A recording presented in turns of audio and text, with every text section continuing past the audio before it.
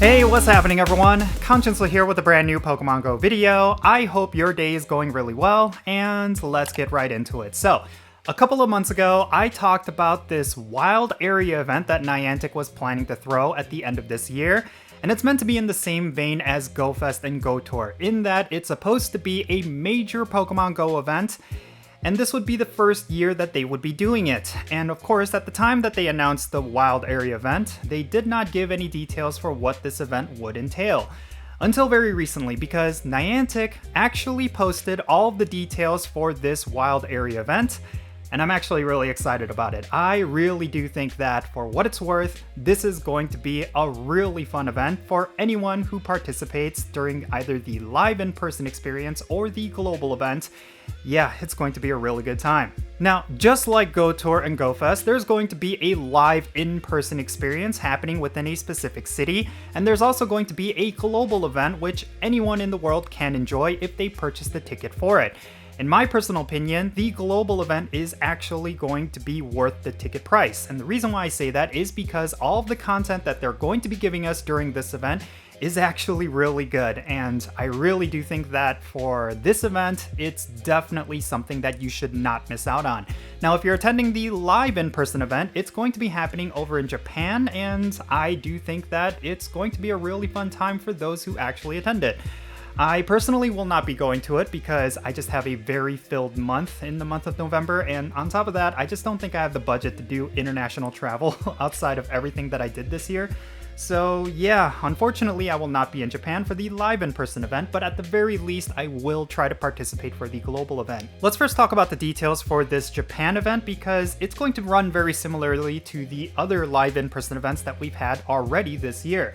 There's going to be a morning park experience along with an afternoon park experience, very similar to Go Fest, and you'll be able to purchase a ticket with a whole bunch of different add-ons, like a Raid Lover add-on, as well as an Egg Hatching add-on, and I think a lot of that is going to be worth it for those who spend the money, because yeah, there's going to be a lot of raiding involved with this Wild Area event. There's going to be the return of Origin Form Dialga and Origin Form Palkia, which I think is very key because a lot of people were really happy about these two Pokemon being in raid battles back at the Go Tour event, and I think a lot of people wanted a second shot at some of these Pokemon because there was a lot of RNG involved with both Origin Form Dialga and Origin Form Palkia. On top of trying to get the 100% IVs, you also wanted to get a high IV shiny, and then on top of that, you wanted one that had Roar of Time or the Spatial Rend ability, which, you know, it had to be a perfect storm of good luck if you wanted all three, like a 100% IV shiny with Roar of Time, or Palkia with 100% IVs and then it being a shiny and then getting Spatial Rend. That would have been the dream for any Pokemon Go player.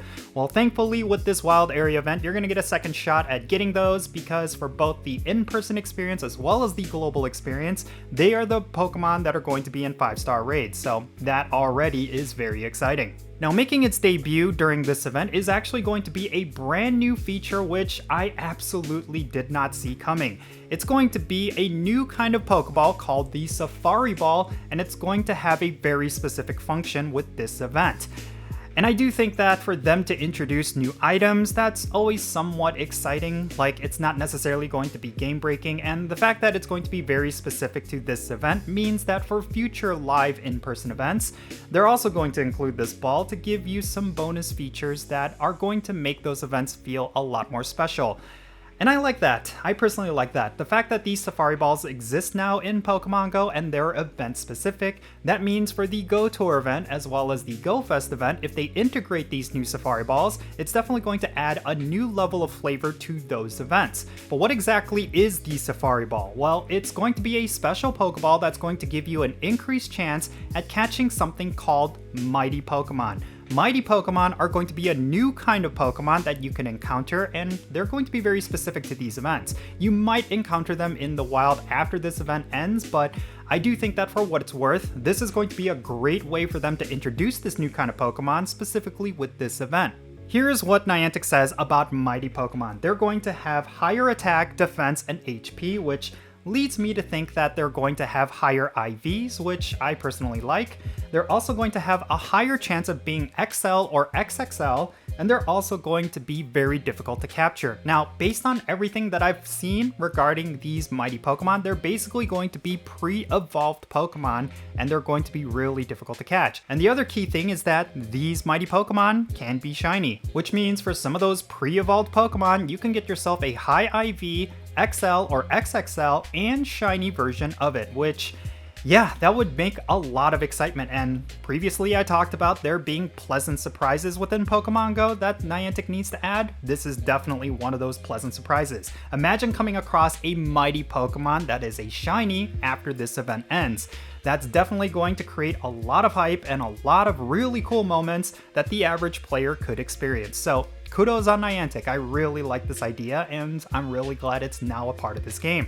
Now, with the introduction of Dynamax Pokemon and Max Battles, they of course need to integrate this into this wild area event, and they are doing just that. One of the major highlights for this event is going to be the debut of a brand new Pokemon, and it's going to be one that you can get from Max Battles. And this Pokemon is going to be Toxtricity. This is a Pokemon that is well known for being very much a part of the Dynamax system within the mainstream games, and yeah, that's how you're going to be able to get it within the wild area event. You're also going to be able to get it from 4-star raids, but I think the major highlight is the fact that you're going to be able to get the Dynamax version of this Pokemon, which is quite unique, and you're going to be able to get him specifically from Max Battles. And I think this is a really cool way for them to integrate Max Battles into this new wild area event. Now, one thing that they're also doing with this event themed around Toxtricity is that all of the spawns are going to be electric types and poison types. The reason why they're doing that is because they're trying to make a big emphasis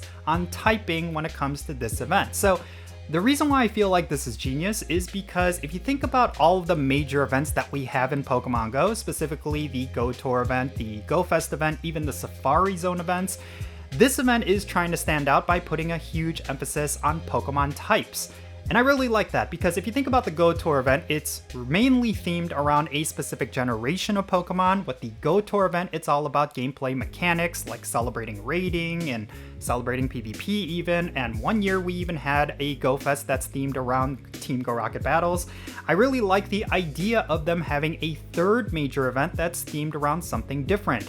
And that is exactly what they're doing, because with this Go Wild event, it's looking like it's always going to be themed around specific types of Pokemon. So yeah, I think that's a really cool idea, and it makes me really excited about it because one day we might get a dragon type wild area event, and I think that's going to be one of the most hype wild area events we will ever have.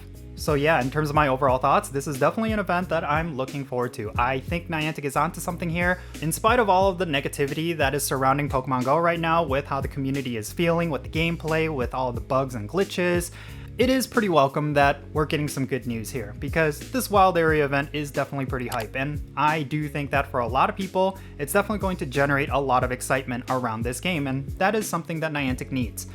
So yeah, let me know your thoughts regarding this wild area event down below. Are you looking forward to it? Are you going to participate in Japan, or are you going to just do the global event?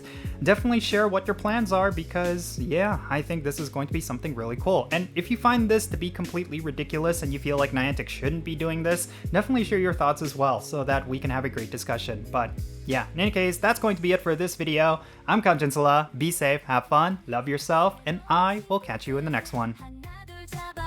진솔아와 함께해